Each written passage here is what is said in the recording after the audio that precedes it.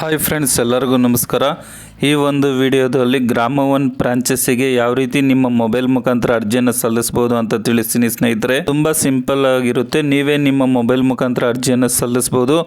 ಅದೇ ರೀತಿಯಾಗಿ ಈ ಹಿಂದೆ ಒಂದು ವಿಡಿಯೋವನ್ನು ಮಾಡಿದ್ದೆ, ಯಾವ ಗ್ರಾಮದಲ್ಲಿ ಗ್ರಾಮವನ್ನು ಫ್ರಾಂಚೈಸಿ ಓಪನ್ ಮಾಡೋದಕ್ಕೆ ಅರ್ಜಿಯನ್ನು ಬಿಟ್ಟಿದ್ದಾರೆ ಅಂತ ಹೇಳ್ಬಿಟ್ಟು. ಸೊ ಅದು ನೋಡಿಕೊಂಡು ನಿಮ್ಮ ಗ್ರಾಮದಲ್ಲಿ ಖಾಲಿ ಇದ್ದರೆ ನೀವು ಗ್ರಾಮ ಒನ್ ಫ್ರಾಂಚೈಸಿಗೆ ನಿಮ್ಮ ಮೊಬೈಲ್ ಮುಖಾಂತರನೇ ಅರ್ಜಿ ಆಗ್ಬೋದು. ತುಂಬ ಸಿಂಪಲ್ ಆಗಿರುತ್ತೆ. ಯಾವ ರೀತಿ ಅಂತ ತಿಳಿಸೋದಕ್ಕೂ ಮುಂಚೆ ಯಾರೆಲ್ಲ ನಮ್ಮ ಯೂಟ್ಯೂಬ್ ಚಾನಲ್ಗೆ ಸಬ್ಸ್ಕ್ರೈಬ್ ಮಾಡ್ಕೊಂಡಿಲ್ವ ಅಂತವರು ಈ ಕೂಡಲೇ ಸಬ್ಸ್ಕ್ರೈಬ್ ಮಾಡ್ಕೊಳ್ಳಿ ಸ್ನೇಹಿತರಿಗೆ. ನೀವೇನು ಮಾಡಬೇಕಪ್ಪ ಅಂತಂದರೆ ನಿಮ್ಮ ಮೊಬೈಲಲ್ಲಿ ಯಾವುದಾದ್ರೂ ಒಂದು ಬ್ರೌಸರನ್ನು ಓಪನ್ ಮಾಡ್ಕೊಳ್ಳಿ. ಓಪನ್ ಮಾಡಿಕೊಂಡು ಸರ್ಚ್ ಬಾಕ್ಸಲ್ಲಿ ಸೇವಾ ಸಿಂಧು ಲಾಗಿನ್ 1 ಅಂತ ಹೇಳ್ಬಿಟ್ಟು ಟೈಪ್ ಮಾಡಿ ಸರ್ಚ್ ಕೊಡಿ ಸ್ನೇಹಿತರೆ. ಸರ್ಚ್ ಕೊಟ್ಟರೆ ಈ ರೀತಿಯಾಗಿ ಬರುತ್ತೆ. ಇಲ್ಲಿ ಸೇವಾ ಸಿಂಧು 1 ಅಂತಿದೆ ನೋಡಿ ಸ್ನೇಹಿತರೆ, ಅದ್ರ ಮೇಲೆ ಕ್ಲಿಕ್ ಮಾಡಿ. ಅದ್ರ ಮೇಲೆ ಕ್ಲಿಕ್ ಮಾಡಿದ್ರೆ ನೀವಿಲ್ಲಿ ಫಸ್ಟ್ ಸ್ಟಾರ್ಟಿಂಗಲ್ಲಿ ರಿಜಿಸ್ಟರ್ ಮಾಡ್ಕೋಬೇಕಾಗುತ್ತೆ. ರಿಜಿಸ್ಟರ್ ಮಾಡ್ಕೊಂಡಾಗ ಸೇವಾ ಸಿಂಧು ಅಲ್ಲಿ ಏನೆಲ್ಲ ಸರ್ವಿಸಸ್ ಇದೆ, ಏನೆಲ್ಲ ಅಪ್ಲಿಕೇಶನ್ಸ್ ಇದೆ, ಅದಕ್ಕೆಲ್ಲ ನೀವು ಹಾಕೋಬೋದಾಗಿರುತ್ತೆ. ಸೊ ನಿಮ್ಮ ಮೊಬೈಲ್ ನಂಬರನ್ನು ರಿಜಿಸ್ಟರ್ ಮಾಡ್ಕೋಬೇಕಾಗುತ್ತೆ. ಯಾವ ರೀತಿ ರಿಜಿಸ್ಟರ್ ಮಾಡ್ಕೊಳ್ಳೋದು ಅಂತ ನಾನು ಆಲ್ರೆಡಿ ವಿಡಿಯೋವನ್ನು ಮಾಡಿದ್ದೀನಿ. ಯಾಕಂದರೆ ರಿಜಿಸ್ಟರ್ ಮಾಡಿಕೊಂಡ್ರೆ ಮಾತ್ರ ನಿಮ್ಮ ಮೊಬೈಲ್ ನಂಬರು ಯಾವುದೇ ಒಂದು ಅಪ್ಲಿಕೇಶನ್ ಸೇವಾ ಸಿಂಧು ಮುಖಾಂತರ ಹಾಕೋದಕ್ಕೆ ಹೆಲ್ಪ್ ಆಗುತ್ತೆ. ಹಾಗಾಗಿ ನಿಮ್ಮ ಮೊಬೈಲ್ ನಂಬರನ್ನು ರಿಜಿಸ್ಟರ್ ಮಾಡ್ಕೋಬೇಕಾಗುತ್ತೆ. ಯಾವ ರೀತಿ ಅಂತ ಹೇಳ್ಬಿಟ್ಟು ನಾನು ಈ ವಿಡಿಯೋ ಎಂಡ್ ಸ್ಕ್ರೀನಲ್ಲಿ ಕೊಡ್ತೀನಿ. ಅದು ನೋಡಿಕೊಂಡು ನಿಮ್ಮ ಮೊಬೈಲನ್ನು ರಿಜಿಸ್ಟರ್ ಮಾಡ್ಕೊಳ್ಳಿ. ಸೊ ನಿಮ್ಮ ಮೊಬೈಲ್ ನಂಬರನ್ನು ರಿಜಿಸ್ಟರ್ ಮಾಡ್ಕೊಂಡ ನಂತರ ಇಲ್ಲಿ ಎಂಟರ್ ಮೊಬೈಲ್ ನಂಬರ್ ಅಂತ ಕೇಳುತ್ತೆ. ಅಲ್ಲಿ ನಿಮ್ಮ ಮೊಬೈಲ್ ನಂಬರನ್ನು ಹಾಕ್ಬಿಟ್ಟು ಸೆಂಡ್ OTP ಅಂತ ಕೊಡಿ. ರಿಜಿಸ್ಟರ್ ಆಗಿರೋ ಮೊಬೈಲ್ ನಂಬರ್ಗೆ 6 ನಂಬರ್ OTP ಬರುತ್ತೆ.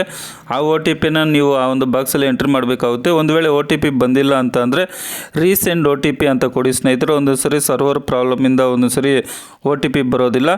ರೀಸೆಂಡ್ OTP ಅಂತ ಕೊಟ್ಟರೆ ನಿಮ್ಮ ನಂಬರ್ಗೆ 6 ನಂಬರ್ OTP ಬರುತ್ತೆ. ಆ OTPಯನ್ನು ಅಲ್ಲಿ ಎಂಟ್ರಿ ಮಾಡಿಬಿಟ್ಟು ಲೆಫ್ಟ್ ಸೈಡಲ್ಲಿ ಕ್ಯಾಪ್ಚರ್ ಇದೆ ನೋಡಿ, ಅದೇ ರೀತಿಯಾಗಿ ಆಗಿಬಿಟ್ಟು ಸಬ್ಮಿಟ್ ಅಂತ ಕೊಟ್ಟರೆ ಸೇವಾ ಸಿಂಧು ಪೋರ್ಟಲ್ಲು ಓಪನ್ ಆಗುತ್ತೆ ಸ್ನೇಹಿತರೆ. ಇದರಲ್ಲಿ ತುಂಬ ಅಪ್ಲಿಕೇಶನನ್ನು ಬಿಡ್ತಾರೆ. ಈಗ ಗೌರ್ಮೆಂಟ್ ಜಾಬ್ಸ್ ಆಗಿರ್ಬೋದು, ಅದೇ ರೀತಿ ಟೈಲರಿಂಗ್ ಮಿಷಿನ್ ಆಗಿರ್ಬೋದು, ಲೋನ್ಸ್ ಆಗಿರ್ಬೋದು, ಪ್ರತಿಯೊಂದು ಸಹ ಬಿಡ್ತಾರೆ. ಹಾಗಾಗಿ ನಿಮ್ಮ ನಂಬರಲ್ಲೇ ರಿಜಿಸ್ಟರ್ ಮಾಡ್ಕೊಳ್ಳಿ. ಈ ರೀತಿಯಾಗಿ ಅಪ್ಲಿಕೇಶನ್ ಓಪನ್ ಆಗುತ್ತೆ. ಇಲ್ಲಿ ನೀವು ನೋಡ್ಬೋದು ಅಪ್ಲೈ ಫಾರ್ ಸರ್ವಿಸಸ್ ಮೇಲೆ ಕ್ಲಿಕ್ ಮಾಡಿ. ವ್ಯೂ ಆಲ್ ಅವೈಲಬಲ್ ಸರ್ವಿಸ್ ಅಂತ ಬರುತ್ತೆ. ಅದ್ರ ಮೇಲೆ ಕ್ಲಿಕ್ ಮಾಡಿದ್ರೆ ಏನೆಲ್ಲ ಸರ್ವಿಸಸ್ ಇದೆ ಅದೆಲ್ಲ ಓಪನ್ ಆಗುತ್ತೆ ಸ್ನೇಹಿತರೆ. ಇಲ್ಲಿ ಸರ್ಚ್ ಅಂತಿದೆ ನೋಡಿ ರೈಟ್ ಸೈಡಲ್ಲಿ, ಇಲ್ಲಿ ಗ್ರಾಮ 1 ಅಂತ ಹೇಳ್ಬಿಟ್ಟು ಟೈಪ್ ಮಾಡಿ ಸ್ನೇಹಿತರೆ. ಗ್ರಾಮ 1 ಅಂತ ಟೈಪ್ ಮಾಡಿದ್ರೆ ಗ್ರಾಮ 1 ಫ್ರಾಂಚೈಸಿ ಅಪ್ಲಿಕೇಶನ್ ಫಾರ್ಮ್ ಅಂತ ಬರುತ್ತೆ. ಸೊ ಅದ್ರ ಮೇಲೆ ಕ್ಲಿಕ್ ಮಾಡಿ ಸ್ನೇಹಿತರೆ. ಅದ್ರ ಮೇಲೆ ಕ್ಲಿಕ್ ಮಾಡಿದ್ರೆ ಈ ರೀತಿಯಾಗಿ ಫಾರಮ್ ಓಪನ್ ಆಗುತ್ತೆ. ಸೊ ಇಲ್ಲಿ ನಿಮ್ಮ ಹೆಸರು, ಡೇಟ್ ಆಫ್ ಬರ್ತ್ ಬಂದಿರುತ್ತೆ. ಇಲ್ಲಿ ಅದ್ರ ಕೆಳಗಡೆ ಫೋಟೋ ಅಂತಿದೆ ನೋಡಿ ಸ್ನೇಹಿತರೆ. ಅದ್ರ ಮೇಲೆ ಕ್ಲಿಕ್ ಮಾಡಿದ್ರೆ ಅದು ನಿಮ್ಮ ಒಂದು ಫೋನ್ ಗ್ಯಾಲರಿಗೆ ಹೋಗುತ್ತೆ. ಅಲ್ಲಿ ನಿಮ್ಮ ಒಂದು ಫೋಟೋವನ್ನು ಅಪ್ಲೋಡ್ ಮಾಡಬೇಕಾಗುತ್ತೆ. ಅಪ್ಲೋಡ್ ಫೋಟೋ ಹತ್ರ ಚೂಸ್ ಫೈಲ್ ಹತ್ರ ನೀವು ಫೋಟೋವನ್ನು ಅಪ್ಲೋಡ್ ಮಾಡಬೇಕಾಗುತ್ತೆ. ಅದಾದಮೇಲೆ ನೀವು ಅಂಗವೈಕಲ್ಯ ಹೊಂದಿರೋ ವ್ಯಕ್ತಿ ಅಂತ ಕೇಳುತ್ತೆ. ಹೌದು ಆಗಿದ್ರೆ ಎಸ್ ಅಂತ ಕೊಡಿ, ಇಲ್ಲಾಂದರೆ ನೋ ಅಂತ ಕೊಡಿ ಸ್ನೇಹಿತರೆ. ಅದಾದಮೇಲೆ ನಿಮ್ಮ ಇಮೇಲ್ ಐಡಿಯನ್ನು ಕೇಳುತ್ತೆ. ನಿಮ್ಮ ಒಂದು ಇಮೇಲ್ ಐಡಿಯನ್ನು ನೀವು ಎಂಟ್ರಿ ಮಾಡಬೇಕಾಗುತ್ತೆ. ನಂತರ ನಿಮ್ಮ ಮೊಬೈಲ್ ನಂಬರನ್ನು ನೀವು ಟೈಪ್ ಮಾಡಬೇಕಾಗುತ್ತೆ. ಅದಾದಮೇಲೆ ಆಲ್ಟರ್ನೇಟಿವ್ ರೆಫರೆನ್ಸ್ ನೇಮ್ ಅಂತಿದೆ ನೋಡಿ, ನಿಮಗೆ ಪರಿಚಯ ಇರ್ತಕ್ಕಂಥ ವ್ಯಕ್ತಿ ಅವರ ಹೆಸರನ್ನು ನೀವು ಅಲ್ಲಿ ಟೈಪ್ ಮಾಡಬೇಕಾಗುತ್ತೆ. ಅದಾದಮೇಲೆ ಪರ್ಯಾಯ ಸಂಪರ್ಕ ಮೊಬೈಲ್ ಸಂಖ್ಯೆ ಅಂತಿದೆ ನೋಡಿ, ಅವರ ಒಂದು ಮೊಬೈಲ್ ನಂಬರನ್ನು ನೀವು ಟೈಪ್ ಮಾಡಬೇಕಾಗುತ್ತೆ. ಅದಾದಮೇಲೆ ಪರ್ಯಾಯ ಉಲ್ಲೇಖ ವ್ಯಕ್ತಿಯ ವಿಳಾಸ ಅಂತಿದೆ ನೋಡಿ, ಅವರ ಒಂದು ಅಡ್ರೆಸ್ಸನ್ನು ನೀವು ಟೈಪ್ ಮಾಡಬೇಕಾಗುತ್ತೆ. ಅದೇ ರೀತಿಯಾಗಿ ನಿಮಗೆ ಗೊತ್ತಿರ್ತಕ್ಕಂಥ ವ್ಯಕ್ತಿಯ ಅಥವಾ ಆ ಗ್ರಾಮದ ಗಣ್ಯ ವ್ಯಕ್ತಿಯ ಇನ್ನೊಬ್ರದ್ದು ಪರ್ಯಾಯ ಉಲ್ಲೇಖ ಹೆಸರು, ಇನ್ನೊಬ್ಬರ ಹೆಸರನ್ನು ಟೈಪ್ ಮಾಡಬೇಕಾಗುತ್ತೆ. ಅವರ ಮೊಬೈಲ್ ನಂಬರು, ಅವರ ವಿಳಾಸವನ್ನು ಟೈಪ್ ಮಾಡಬೇಕಾಗುತ್ತೆ. ಆಮೇಲೆ ನಿಮ್ಮ ಒಂದು ರಕ್ತದ ಗುಂಪನ್ನು ನೀವು ಅಲ್ಲಿ ಎಂಟ್ರಿ ಮಾಡಬೇಕಾಗುತ್ತೆ. ನೀವು ಕರ್ನಾಟಕದ ನಿವಾಸಿ ಅಂತ ಕೇಳ್ತಾ ಇದ್ದಾರೆ ನೋಡಿ, ಅಲ್ಲಿ ನೀವು ಹೌದು ಅಂತ ಕೊಡಬೇಕಾಗುತ್ತೆ ಸ್ನೇಹಿತರೆ. ಸೊ ಇಷ್ಟಾದ ಮೇಲೆ ಡಿವಿಷನ್ ಅಥವಾ ವಿಭಾಗ ಅಂತಿದೆ ನೋಡಿ, ಅದ್ರ ಮೇಲೆ ಕ್ಲಿಕ್ ಮಾಡಿದ್ರೆ ಕರ್ನಾಟಕ ರಾಜ್ಯದಲ್ಲಿರ್ತಕ್ಕಂಥ ಜಿಲ್ಲೆಗಳನ್ನು 4 ಭಾಗಗಳಾಗಿ ವಿಂಗಡಣೆ ಮಾಡಿದ್ದಾರೆ. ಸೊ ಅದರಲ್ಲಿ ನೀವು ವಿಭಾಗ ಅನ್ನೋದ್ರ ಮೇಲೆ ಕ್ಲಿಕ್ ಮಾಡಿದ್ರೆ ಬೆಳಗಾವಿ, ಬೆಂಗಳೂರು, ಕಲಬುರಗಿ, ಮೈಸೂರು ಅಂತ ಬರುತ್ತೆ. ಸೊ ನೀವು ಫಾರ್ ಎಕ್ಸಾಂಪಲ್ ಬೆಳಗಾವಿಯನ್ನು ಸೆಲೆಕ್ಟ್ ಮಾಡ್ಕೊತೀರಾ ಅಂದ್ಕೊಳ್ರಿ. ಬೆಳಗಾವಿಯನ್ನು ಸೆಲೆಕ್ಟ್ ಮಾಡಿಕೊಂಡು ಅದ್ರ ಕೆಳಗಡೆ ಇರ್ತಕ್ಕಂಥ ಜಿಲ್ಲೆಗಳನ್ನು ಸೆಲೆಕ್ಟ್ ಮಾಡಿಕೊಂಡ್ರೆ ಯಾವ ಜಿಲ್ಲೆಗಳಿದೆ ಅಂತ ಬರುತ್ತೆ. ಸೊ ಅದಾದಮೇಲೆ ಆ ಒಂದು ಜಿಲ್ಲೆಯಲ್ಲಿ ಯಾವ ತಾಲೂಕುಗಳಿದೆ ಅಂತ ಬರುತ್ತೆ. ನಂತರ ಆ ಒಂದು ತಾಲೂಕಲ್ಲಿ ಯಾವ ಗ್ರಾಮದಲ್ಲಿ ಗ್ರಾಮ ಒನ್ ಫ್ರಾಂಚೈಸಿ ಖಾಲಿ ಇದೆ ಅಂತ ಗೊತ್ತಾಗುತ್ತೆ ಸ್ನೇಹಿತರೆ. ಸೊ ಈ ರೀತಿಯಾಗಿ ನೀವು ಪ್ರತಿ ಒಂದು ಗ್ರಾಮವನ್ನು ಸಹ ನೀವು ಚೆಕ್ ಮಾಡ್ಕೋಬೋದು. ಪ್ರತಿ ಜಿಲ್ಲೆ ಅಥವಾ ಪ್ರತಿ ತಾಲೂಕಲ್ಲಿ ಯಾವ ಕಡೆ ಖಾಲಿ ಇದೆ ಅಂತ ಚೆಕ್ ಮಾಡ್ಕೋಬೋದು ಸ್ನೇಹಿತರೆ. ಪ್ರತಿಯೊಂದು ಡಿವಿಷನನ್ನು ನೀವು ಚೆಕ್ ಮಾಡ್ಕೊಳ್ಳಿ. ಬೆಳಗಾವಿ ಆಗಿರ್ಬೋದು, ಕಲಬುರಗಿ ಕಲಬುರಗಿ ಆಗಿರ್ಬೋದು, ಬೆಂಗಳೂರು ಆಗಿರ್ಬೋದು, ಅಂದರೆ ನಿಮ್ಮ ನಿಯರ್ ಯಾವ ಡಿವಿಷನ್ಗೆ ಬರುತ್ತೋ ಆ ಡಿವಿಷನ್ನ ನೀವು ಚೆಕ್ ಮಾಡ್ಕೊಳ್ಳಿ ಸ್ನೇಹಿತರೆ. ಫಾರ್ ಎಕ್ಸಾಂಪಲ್ ನಾನು ನಿಮಗೆ ತೋರಿಸ್ತಾ ಇದ್ದೀನಿ ನೋಡಿ, ಬೆಂಗಳೂರನ್ನು ಸೆಲೆಕ್ಟ್ ಮಾಡಿಕೊಂಡು ನಂತರ ಬೆಂಗಳೂರು ಡಿವಿಷನಲ್ಲಿ ಚಿಕ್ಕಬಳ್ಳಾಪುರ ಬರುತ್ತೆ, ಚಿಕ್ಕಬಳ್ಳಾಪುರವನ್ನು ಸೆಲೆಕ್ಟ್ ಮಾಡಿಕೊಂಡು ನಂತರ ಶಿಲ್ಘಟ್ಟ ತಾಲೂಕನ್ನು ಸೆಲೆಕ್ಟ್ ಮಾಡಿಕೊಂಡು ಗ್ರಾಮ ಪಂಚಾಯಿತಿಯನ್ನು ಸೆಲೆಕ್ಟ್ ಮಾಡ್ಕೊತಾ ಇದ್ದೀನಿ, ತಿಮ್ಸಂದ್ರ ಅಂತ ಹೇಳ್ಬಿಟ್ಟು. ತಿಮ್ಸಂದ್ರ ಅನ್ನೋ ಗ್ರಾಮದಲ್ಲಿ ಗ್ರಾಮ 1 ಫ್ರಾಂಚೈಸಿ ಖಾಲಿ ಇದೆ. ಸೊ ಹಾಗಾಗಿ ಒಂದು ಪೋಸ್ಟ್ ಖಾಲಿ ಇದೆ. ಆ ಒಂದು ಪೋಸ್ಟನ್ನು ನಾನು ಸೆಲೆಕ್ಟ್ ಮಾಡಿಕೊಂಡು ಗ್ರಾಮ ಅಂತಿದೆ ನೋಡಿ, ಅಲ್ಲಿ ಅದೇ ಊರನ್ನು ನಾವು ಟೈಪ್ ಮಾಡಬೇಕಾಗುತ್ತೆ, ತಿಮ್ಸಂದ್ರ ಅಂತ ಹೇಳ್ಬಿಟ್ಟು. ನೀವು ಯಾವ ಊರನ್ನು ಸೆಲೆಕ್ಟ್ ಮಾಡ್ಕೊತೀರೋ ಆ ಒಂದು ಊರ ಹೆಸರನ್ನು ಅಲ್ಲಿ ಟೈಪ್ ಮಾಡಬೇಕಾಗುತ್ತೆ. ಸೊ ಅದಾದಮೇಲೆ ನಿವಾಸದ ಸಾಬೀತು ಪ್ರಕಾರ ಅಂತಿದೆ ನೋಡಿ, ನೀವು ಇಲ್ಲಿ ಯಾವ್ದು ಬೇಕಾದರೂ ರೇಷನ್ ಕಾರ್ಡ್ ಅಥವಾ ವೋಟರ್ ಐಡಿನ, ಡ್ರೈವಿಂಗ್ ಲೈಸೆನ್ಸ್ ಯಾವುದಿದ್ರೆ ಅದನ್ನು ನೀವು ಸೆಲೆಕ್ಟ್ ಮಾಡ್ಕೋಬೋದು. ಎಲ್ಲರ ಹತ್ರನೂ ಒಂದು ವೋಟ್ ಕಾರ್ಡ್ ಅಥವಾ ರೇಷನ್ ಕಾರ್ಡ್ ಇದ್ದೇ ಇರುತ್ತೆ, ಅದನ್ನು ನೀವು ಸೆಲೆಕ್ಟ್ ಮಾಡ್ಕೊಳ್ಳಿ. ಅಲ್ಲಿ ಯಾವುದಾದ್ರೂ ಒಂದನ್ನು ಸೆಲೆಕ್ಟ್ ಮಾಡ್ಕೊಳ್ಳಿ. ಸೆಲೆಕ್ಟ್ ಮಾಡ್ಕೊಂಡ ನಂತರ ಅರ್ಹತಾ ಮಾನದಂಡಗಳನ್ನು ನೀವು ಎಂಟ್ರಿ ಮಾಡಬೇಕಾಗುತ್ತೆ. ಇಲ್ಲಿ ನೋಡ್ಬೋದು, are you applying as an individual, ಸ್ವತಂತ್ರ ವ್ಯಕ್ತಿಯಾಗಿ ಅರ್ಜಿ ಸಲ್ಲಿಸುತ್ತಿದ್ದೀರಾ ಅಂತಿದೆ. ಹೌದು ಅಂತ ಕೊಡಿ ಸ್ನೇಹಿತರೆ. ಅದಾದಮೇಲೆ ಎಜುಕೇಷನ್ ಡೀಟೇಲನ್ನು ಎಂಟ್ರಿ ಮಾಡಬೇಕಾಗುತ್ತೆ. ಬಿಫೋರ್ PUC ಅಂತಿದೆ ನೋಡಿ, SLC ಆಗಿದ್ರೆ ಬಿಫೋರ್ PUC ಕೊಡಿ. PUC ಅಂತಿದೆ ನೋಡಿ, ಅದು ಸೆಕೆಂಡ್ ಆಪ್ಷನ್. PUC ಆಗಿದ್ರೆ PUC ಕೊಡಿ, ಡಿಪ್ಲೊಮಾ ಆಗಿದ್ರೆ ಡಿಪ್ಲೊಮಾ ಕೊಡಿ. ಅದಾದಮೇಲೆ ನೀವು ಮೂಲಭೂತ ಕಂಪ್ಯೂಟರ್ ಕೋರ್ಸನ್ನು ಪೂರ್ಣಗೊಳಿಸಿದ್ದೀರಾ ಅಂತ ಕೇಳುತ್ತೆ. ಎಸ್ ಇದ್ದರೆ ಎಸ್, ನೋ ಇದ್ದರೆ ನೋ ಅಂತ ಕೊಡಿ. ಅದಾದಮೇಲೆ ನೀವು ಆಧಾರ್ ಪ್ರಮಾಣೀಕರಣವನ್ನು ಹೊಂದಿದ್ದೀರಾ ಅಂತ ಕೇಳುತ್ತೆ, ಅಂದರೆ ಆಧಾರ್ ಎಕ್ಸಾಮನ್ನು ಬರೆದಿದ್ದೀರಾ ಅಂತ ಹೇಳ್ಬಿಟ್ಟು. ಉದಾಹರಣೆಗೆ ಬಯೋಮೆಟ್ರಿಕ್ ಅಪ್ಡೇಟ್ ಆಗಿರ್ಬೋದು, ಮೊಬೈಲ್ ನಂಬರ್ ಅಪ್ಡೇಟ್ ಮಾಡೋದಾಗಿರ್ಬೋದು, ಹೊಸದಾಗಿ ಆಧಾರ್ ಕಾರ್ಡ್ ಮಕ್ಕಳಿಗೆ ಹಿಡಿಯೋದಾಗಿರ್ಬೋದು. ಸೊ ಇದು ಮಾಡಬೇಕಂದ್ರೆ ಆಧಾರ್ ಎಕ್ಸಾಮನ್ನು ಬರೆದಿರಬೇಕಾಗಿರುತ್ತೆ. ಬರೆದಿದ್ರೆ ಹೌದು ಅಂತ ಕೊಡಿ, ಇಲ್ಲಾಂದರೆ ಇಲ್ಲ ಅಂತ ಕೊಡ್ರಿ. ಆಲ್ಮೋಸ್ಟ್ ಯಾರೂ ಸಹ ಈ ಒಂದು ಆಧಾರ್ ಎಕ್ಸಾಮನ್ನು ಬರೆದಿರೋದಿಲ್ಲ, ಹಾಗಾಗಿ ಆಧಾರ್ ಪ್ರಮಾಣೀಕರಣ ಪತ್ರ ಇರೋದಿಲ್ಲ. ನೋ ಅಂತಲೇ ಕೊಡಿ. ಇಲ್ಲ ಅಂತ ಅಂದರೆ ನೀವು ಕನ್ನಡ ಓದಲು, ಬರೆಯಲು ಮತ್ತು ಮಾತನಾಡಲು ಸಾಧ್ಯವಿದೆಯೇ ಅಂತ ಕೇಳುತ್ತೆ. ಹೌದು ಅಂತ ಕೊಡಿ. ನೀವು ಕನ್ನಡದಲ್ಲಿ ಟೈಪಿಂಗ್ ಮಾಡುವಲ್ಲಿ ಪರಿಣಿತಿಯಾಗಿದ್ದೀರಾ ಅಂತ ಕೇಳುತ್ತೆ. ಅದಾದಮೇಲೆ ಹೌದು ಅಂತ ಕೊಡಿ ಸ್ನೇಹಿತರೆ. ಆಮೇಲೆ ನಿಮ್ಮ ಪಾನ್ ಕಾರ್ಡನ್ನು ಟೈಪ್ ಮಾಡಬೇಕಾಗುತ್ತೆ. ನೆಕ್ಸ್ಟು ಅದಾದಮೇಲೆ ಗ್ರಾಮ 1 ಕೇಂದ್ರದಲ್ಲಿ ಪೂರ್ಣಕಾಲಿಕವಾಗಿ ಕೆಲಸ ಮಾಡಲು ಸಿದ್ಧನಾಗಿದ್ದು ಸಾಮರ್ಥ್ಯ ಹೊಂದಿದ್ದೇನೆ ಎಂದು ದೃಢೀಕರಿಸುತ್ತೇನೆ ಅಂತಿದೆ ನೋಡಿ. ಹೌದು ಅಂತ ಕೊಡಿ.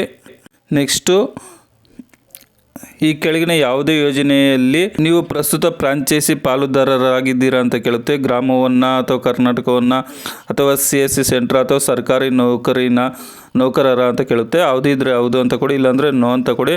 ಅಂದರೆ ಇದಕ್ಕೂ ಮುಂಚೆ ನೀವು ಗ್ರಾಮವನ್ನು ಅಥವಾ CSC ಸೆಂಟ್ರ್ ಅಥವಾ ಸರ್ಕಾರಿ ನೌಕರರಾಗಿದ್ದರೆ ಹೌದು ಅಂತ ಕೊಡಿ, ಇಲ್ಲಾಂದರೆ ಇಲ್ಲ ಅಂತ ಕೊಡಿ ಸ್ನೇಹಿತರೆ. ಸೊ ಇಲ್ಲಿ 4ನೇ ಆಪ್ಷನ್ನು ಇದೆ ನೋಡಿ, ವಿಭಾಗ 4 ಪ್ರಾಸ್ತಾವಿತ ಗ್ರಾಮ 1 ಕೇಂದ್ರದ ವಿವರಗಳು ಅಂತಿದೆ. ಈಗ ನೀವು ಮೇಲೆ ನೋಡಿದ್ವಲ್ವ ತಿಮ್ಸಂದ್ರ ಅಂತ ಹೇಳ್ಬಿಟ್ಟು ಗ್ರಾಮ 1 ಕಾಲಿರ್ತಕ್ಕಂಥ ಸ್ಥಳ. ನೀವು ಯಾವುದನ್ನು ಸೆಲೆಕ್ಟ್ ಮಾಡ್ಕೊಂಡಿರ್ತೀರೋ ಆ ಒಂದು ಗ್ರಾಮ 1 ಇರ್ತಕ್ಕಂಥ ಒಂದು ಅಡ್ರೆಸ್ಸನ್ನು ಇಲ್ಲಿ ಫಿಲ್ ಮಾಡಬೇಕಾಗುತ್ತೆ, ಅಥವಾ ಖಾಲಿ ಬಿಟ್ಟರೂ ಸಹ ನಡೆಯುತ್ತೆ ಸ್ನೇಹಿತರೆ. ಸ್ಟಾರ್ ಸಿಂಬಲ್ ಇರ್ತಕ್ಕಂಥದ್ದು ಮಾತ್ರ ನೀವು ಕಂಪಲ್ಸರಿ ಫಿಲ್ ಮಾಡಬೇಕಾಗುತ್ತೆ. ಇದು ಫಿಲ್ ಮಾಡಲೇಬೇಕು ಅಂತೇನಿಲ್ಲ. ಒಂದು ವೇಳೆ ಫಿಲ್ ಮಾಡಬೇಕು ಅಂತ ಅನಿಸಿದ್ರೆ ನೀವು ಯಾವ ಒಂದು ಗ್ರಾಮದಲ್ಲಿ ಗ್ರಾಮವನ್ನು ಓಪನ್ ಮಾಡಬೇಕು, ಯಾವ ಗ್ರಾಮದಲ್ಲಿ ಖಾಲಿ ಇದೆ ಆ ಒಂದು ಸೆಂಟರ್ ಡೀಟೇಲನ್ನು ನೀವು ಇಲ್ಲಿ ಎಂಟ್ರಿ ಮಾಡಬೇಕಾಗುತ್ತೆ. ಆಗಲೇ ಸೆಲೆಕ್ಟ್ ಮಾಡ್ಕೊಂಡ್ರಲ್ವ ಗ್ರಾಮವನ್ನು ಯಾವ ಊರಲ್ಲಿ ಖಾಲಿ ಇದೆ ಅಂತ, ಅದರ ಡೀಟೇಲನ್ನು ಇಲ್ಲಿ ಎಂಟ್ರಿ ಮಾಡಬೇಕಾಗುತ್ತೆ. ಅದಾದಮೇಲೆ ನೀವು ಓಪನ್ ಮಾಡುವಂಥ ಶಾಪ್ ರೆಂಟಾ ಅಥವಾ ನಿಮ್ಮ ಒಂದು ಗ್ರಾಮ 1 ಸೆಂಟರ್ ನೀವು ಓಪನ್ ಮಾಡ್ತಾ ಇದ್ದೀರಲ್ವ ಅದರ ಪಕ್ಕದಲ್ಲೇ ಯಾವುದಾದ್ರೂ 500 ಮೀಟರ್ ಒಳಗಡೆ ಗ್ರಾಮ 1 ಇದೆಯಾ ಅಥವಾ 500 ಮೀಟರ್ಕ್ಕಿಂತ ದೂರ ಇದೆಯಾ ಅವೆಲ್ಲ ಎಂಟ್ರಿ ಮಾಡಬೇಕಾಗುತ್ತೆ. ಸೊ ಇವು ಎಂಟ್ರಿ ಮಾಡಿದ್ರೆ ಮಾಡ್ಬೋದು, ಇಲ್ಲಾಂದರೆ ಇಲ್ಲ ಸ್ನೇಹಿತರೆ. ಮಾಡಲೇಬೇಕು ಅಂತೇನಿಲ್ಲ, ನಿಮಗೆ ಮಾಡಬೇಕು ಅನಿಸಿದ್ರೆ ಮಾಡಿ, ಇಲ್ಲಾಂದರೆ ಹಾಗೆ ಬ್ಲ್ಯಾಂಕ್ ಬಿಟ್ಬಿಡಿ. ಸ್ಟಾರ್ ಸಿಂಬಲ್ ಇರ್ತಕ್ಕಂಥದ್ದು ಮಾತ್ರ ಫಿಲ್ ಮಾಡಲೇಬೇಕಾಗುತ್ತೆ. ಇಲ್ಲಿ ಒಂದು ಕಾಲಮ್ಸ್ ಹತ್ರ ಯಾವುದೂ ಸಹ ಸ್ಟಾರ್ ಸಿಂಬಲ್ಸ್ ಇಲ್ಲ, ಹಾಗಾಗಿ ಬಿಡೋ ಆಗಿದ್ರೆ ಖಾಲಿ ಬಿಟ್ಬಿಡಿ. ಸೊ ಇಷ್ಟೆಲ್ಲ ಆದಮೇಲೆ ಫುಲ್ಲು ಸ್ಕ್ರಾಲ್ ಡೌನ್ ಮಾಡ್ಕೊಳ್ಳಿ. ಸೊ ಆನ್ಲೈನ್ ಅಪ್ಲಿಕೇಶನ್ ಹಾಕೋದಕ್ಕೆ 100 ರೂಪಾಯಿ, ನಂತರ ನೀವು ಸೆಲೆಕ್ಷನ್ ಆದರೆ ಡೆಪಾಸಿಟ್ಟು 5,000 ರೂಪಾಯಿ ಕಟ್ಟಬೇಕಾಗುತ್ತೆ ಸ್ನೇಹಿತರೆ. ಸೊ ಇಲ್ಲಿ ನೀವು ಇದನ್ನೆಲ್ಲ ಕ್ಲೀನಾಗಿ ನೀಟಾಗಿ ಓದ್ಕೊಂಡು ಅಪ್ಲಿಕೇಶನನ್ನು ಹಾಕಿ, ಅದೇ ರೀತಿಯಾಗಿ ಇಲ್ಲಿ ಕಸ್ಟಮರ್ ಕೇರ್ ನಂಬರ್ ಸಹ ನೀವು ನೋಡ್ತಾ ಇರ್ಬೋದು. ಆ ಒಂದು ಕಸ್ಟಮರ್ ಕೇರ್ಗೆ ಕಾಲ್ ಮಾಡಿ ಇನ್ನೂ ಮಾಹಿತಿಯನ್ನು ತಗೋಬೋದು. ಇವೆಲ್ಲ ಫಿಲ್ ಮಾಡಿ ಐ ಅಗ್ರಿ ಅನ್ನೋ ಒಂದು ಬಾಕ್ಸ್ ಮೇಲೆ ಕ್ಲಿಕ್ ಮಾಡಿಬಿಟ್ಟು ಕ್ಯಾಪ್ಚರನ್ನು ಹಾಕ್ಬಿಟ್ಟು ಸಬ್ಮಿಟ್ ಅಂತ ಕೊಡಿ ಸ್ನೇಹಿತರೆ. ಸಬ್ಮಿಟ್ ಅಂತ ಕೊಟ್ಟರೆ ಇಲ್ಲಿ ನೀವು ಈ ಒಂದು ಡಾಕ್ಯುಮೆಂಟನ್ನು ಅಪ್ಲೋಡ್ ಮಾಡಬೇಕಾಗುತ್ತೆ. ಪ್ರೂಫ್ ಆಫ್ ರೆಸಿಡೆನ್ಸ್ ಅಡ್ರೆಸ್ ಹತ್ರ ನಿಮ್ಮ ಒಂದು ಆಧಾರ್ ಕಾರ್ಡ್ ಅಥವಾ ರೇಷನ್ ಕಾರ್ಡು, ಎಜುಕೇಷನ್ ಡೀಟೇಲ್ ಹತ್ರ ನಿಮ್ಮ SLC ಅಥವಾ PUC ಡಿಗ್ರಿ ಡಿಪ್ಲೊಮಾ ಯಾವ ಸೆಲೆಕ್ಟ್ ಮಾಡಿರ್ತೀರೋ ಆ ಒಂದು ಮಾರ್ಕ್ಸ್ ಕಾರ್ಡು. ಅದಾದಮೇಲೆ ನೀವು ಎಲ್ಲಿ ಶಾಪನ್ನು ಓಪನ್ ಮಾಡ್ತಾ ಇದ್ದೀರೋ ಆ ಒಂದು ಶಾಪ್ನ ಒಂದು ಫೋಟೋ ಆ ಒಂದು ಶಾಪ್ನ ಫೋಟೋ ಅಪ್ಲೋಡ್ ಮಾಡಬೇಕಾಗುತ್ತೆ. ಇಷ್ಟು ಮಾಡಿ ಸೇವ್ ಅನೆಕ್ಸಿರಿ ಅಂತ ಕೊಟ್ಟರೆ ನಿಮ್ಮದು ಪೇಮೆಂಟ್ಗೆ ಹೋಗುತ್ತೆ. 100 ರೂಪಾಯಿ ಪೇಮೆಂಟನ್ನು ಆನ್ಲೈನಲ್ಲಿ ಪೇಮೆಂಟ್ ಮಾಡಬೇಕಾಗುತ್ತೆ.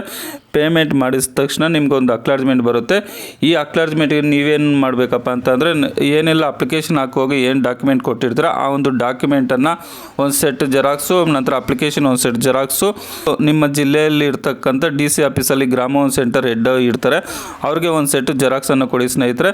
ಸೊ ಏನೇನು ಬದಲಾವಣೆಗಳಾಗುತ್ತೆ, ಯಾವ ರೀತಿ ಈ ಒಂದು ಪ್ರೊಸೆಸಿಂಗ್ ಇರುತ್ತೆ ಅಂತ ಹೇಳ್ಬಿಟ್ಟು ಅವರು ಇನ್ನೂ ಹೆಚ್ಚಿನ ಮಾಹಿತಿಯನ್ನು ನಿಮಗೆ ಕೊಡ್ತಾರೆ.